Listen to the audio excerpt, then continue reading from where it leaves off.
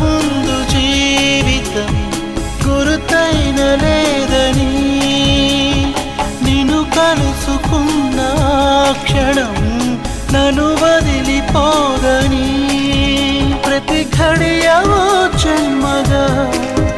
నే గడుపుతున్నానని ఈ మహిమ నీదేనని నీకైనా తెలుసాని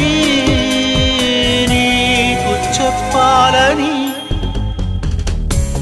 ఒకే ఒక మాట మదిలోన దాగుంది మౌనంగా ఒకే ఒక మాట పెదవో పలేనంత తీయంగా నా పేరు